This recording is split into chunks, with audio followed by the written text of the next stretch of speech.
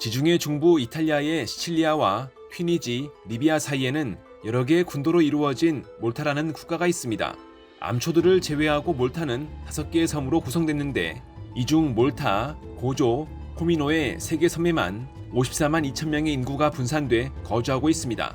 5개의 섬을 포함해 암초들의 면적을 모조리 합해도 몰타의 면적은 315제곱킬로미터에 불과해 이는 서울시 면적의 대략 절반 정도에 그치는 수준입니다.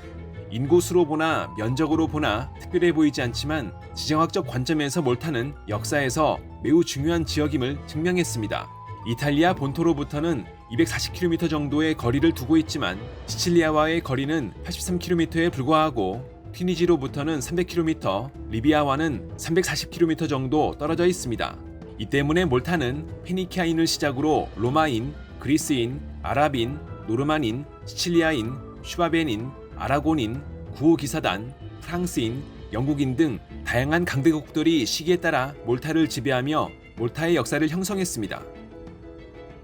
몰타의 지정학적 가치가 더욱 높아지게 된 시기는 나폴레옹 전쟁 이후 1814년 파리 조약 체결로 프랑스가 몰타에서 물러나고 영국이 그 자리를 대체하면서부터라고 볼 수 있습니다. 이때부터 몰타는 영국의 보호령에서 식민지로 전환됐는데 전 세계 각지로 세력을 뻗어나가던 영국은 몰타에 함대 본부를 구축하고 운송에선 중간 기착지로 몰타를 활용했습니다. 결정적으로 1869년 수에즈 운하의 개통은 몰타의 가치를 극대화했습니다. 당시 지중해의 출입구 역할을 했던 지브롤터 해협은 이미 1713년부터 영국이 장악한 상태였고 동시에 수에즈 운하가 위치한 이집트는 사실상 영국이 통제하고 있었던 터라 그 사이에 위치한 몰타는 영국의 핵심 무역로인 인도로 가기 위한 중간 기착지로 주목받았습니다. 제2차 세계대전 당시 몰타는 연합군의 기지로 활용될 만큼 전략적으로 중요했습니다.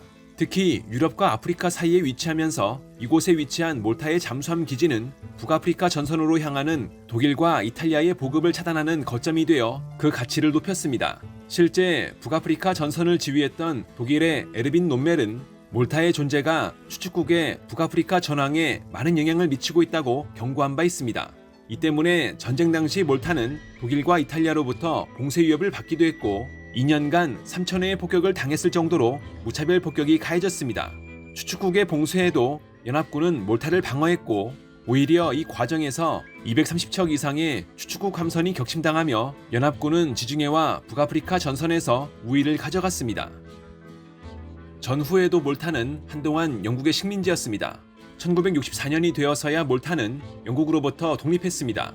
당시 몰타에는 미국 6함대를 포함한 나토의 해군 본부가 위치해 있었는데 몰타의 총리였던 조지 올리비에는 냉전이라는 특수한 상황에 따라 서방 안보의 핵심이었던 나토 가입을 희망했습니다. 나토 가입은 회원국 모두의 가입 동의가 있어야 가능했지만 몰타의 나토 가입은 영국 등 일부 국가의 반대로 무산됐습니다. 이때 몰타의 올리비에는 몰타가 나토 회원국이 아니어서 안보를 보장받지 못하고 있는데 이런 상황에서 나토의 해군본부가 몰타에 위치해 몰타가 소련의 주요 타깃이 될 수 있다며 나토 해군본부의 폐쇄를 고민했습니다.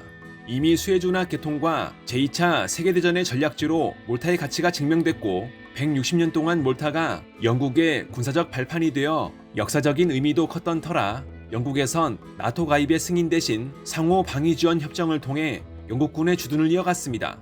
당시 영국군의 주둔은 몰타 경제에 많은 영향을 끼쳤습니다.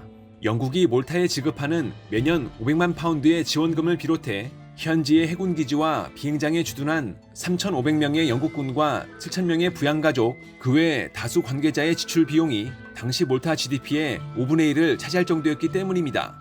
이에 더해 몰타는 상선과 군함이 정박해 수리를 하는 곳으로도 활용되며 경제를 유지했습니다. 영토가 작고 인구도 적으며 천연자원도 전무한 몰타에선 영국군이 경제의 동아줄이나 다름없었지만 위기는 스멀스멀 찾아왔습니다. 냉전 당시 미국과 소련의 진영 간 대립은 무기 발전을 불러와 몰타의 전략적 가치를 떨어뜨렸습니다. 새로 개발된 정찰기들은 이탈리아 본토에서 북아프리카를 감시할 수 있을 만큼 원거리 감시가 가능해졌고 ICBM이나 핵무기와 같은 파괴적인 무기가 실전에 배치되면서 기존과는 다른 군사 전략이 수립되어 갔기 때문입니다. 특히 결정적으로 1967년 중동에서 벌어진 6.1 전쟁은 몰타 경제에 치명적이었습니다.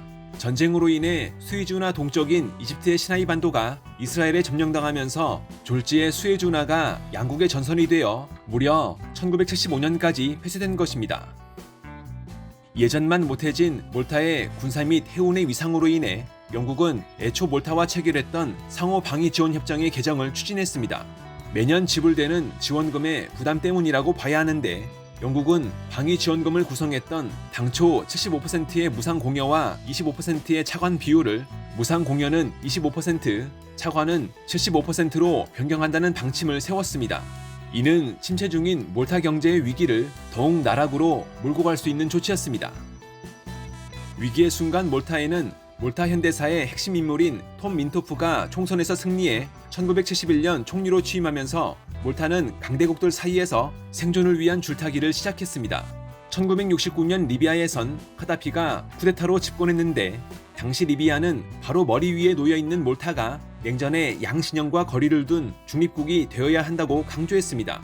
미국은 지중해에서 세력을 확대하고 있는 소련 해군을 경계했었고 반대로 소련은 몰타의 기지를 건설해 지중해 진출 확대를 원했습니다. 민토프는 이러한 상황을 활용해 협상력을 키웠습니다. 당장 영국의 방위 지원금으로 지급되는 500만 파운드가 적다며 대폭 인상을 요구했는데 이때 민토프는 영국이 인상을 거부할 경우 소련이나 아랍권이 대체할 수 있다며 엄포를 놨습니다. 게다가 리비아의 경우엔 중립을 요구하며 몰타에 150만 파운드를 지급했다고 알려져 영국을 당혹해 했습니다. 그렇지만 영국은 몰타의 요구를 협박으로 보고 방위 협정 및 경제 지원 중단 카드를 내세우며 맞받아쳤습니다. 이때 민토프는 소련과 리비아와의 접촉을 계속 이어가며 영국이 없어도 국가를 유지할 수 있다는 자신감을 내비쳤습니다. 민토프의 과거 요구사항이 협박이 아니라는 것을 알게 된 영국은 다른 나토 회원국이 공동 부담한다는 조건 하에 몰타에 매년 850만 파운드를 지원하겠다고 제안했습니다. 영국의 제안에 대해 민토프는 반응을 보이지 않았는데 이때 소련에선 민토프에게 원하는 만큼 경제 지원을 할 수 있다며 소련 대사를 통해 의사를 타진했습니다. 덩달아 같은 날 리비아도 몰타에 만족할 만한 경제 지원을 해주겠다고 제안했고 심지어 아랍권에서도 몰타가 중립을 지켜준다면 영국이 제시한 방위 지원금 이상의 지원금을 지급할 수 있다는 의견을 내비쳤습니다. 예상외 상황이 전개되자 영국은 당황했지만 미국은 당황을 넘어서 소련이 몰타로 진출해 지중해를 장악할 수 있다는 우려로 영국을 몰타와의 협상 테이블로 내몰았습니다. 영국은 몰타에 950만 파운드의 방위 지원금에 더해 480만 파운드의 경제 지원금을 지급한다는 인상안을 제시했습니다. 그럼에도 민토프는 경제 지원의 경우 일회성 지원이라 생각해 영국의 제안을 거부했습니다. 영국과 몰타의 새로운 장기방위 협정 회담은 합의가 이뤄지지 못했습니다.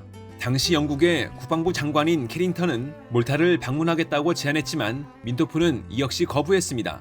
오히려 최후 통첩으로 몰타 주둔 시 영국군이 사용하는 도로 같은 섬의 인프라 시설 사용료를 추가로 지불할 것을 요구했습니다. 인프라 사용료를 추가하자 영국이 지급해야 할 금액은 1,900만 파운드로 급등했는데 영국은 이를 감당할 수 없다며 병력을 철수하겠다고 밝혔습니다. 그렇지만 막상 영국은 병력을 서서히 철수시켰습니다. 이는 그 사이 몰타와 새로운 협상을 할 여지를 남겨둔다는 속내였습니다. 영국군의 철수 움직임에 몰타 여론은 민토프가 강대국을 상대로 너무 몰아붙이고 급진적이라며 우려했습니다. 그렇지만 민토프는 모든 걸 걸어야 필요한 걸 얻을 수 있다며 오히려 영국군 기지에 배치된 몰타 노동자의 업무를 중단시켰고 소련과 접촉했습니다. 몰타의 이런 움직임에 미국과 이탈리아는 소련이 몰타에 들어설 수 있다며 영국의 장기 방위협정 체결을 압박했습니다. 영국은 몰타와 협상을 재개했고 몰타에는 새로운 제안이 이뤄졌습니다. 민토프 취임 전 몰타에 지급된 500만 파운드의 연간 방위 지원금은 1,450만 파운드로 인상됐고 이에 더해 나토 회원국들이 7년간 700만 파운드의 개발 차관을 몰타에 제공하기로 한 것입니다.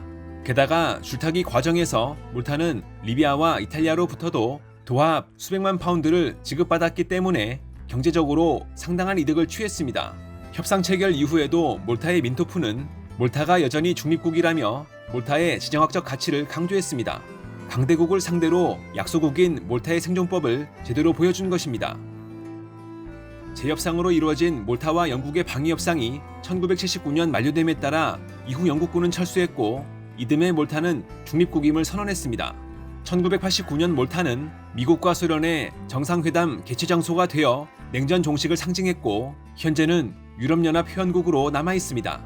2024년 기준 몰타는 1인당 GDP가 44,140달러로 세계 25위, PPP 기준 1인당 GDP는 세계 17위인 72,942달러로 IMF로부터는 선진국으로 분류되어 있습니다.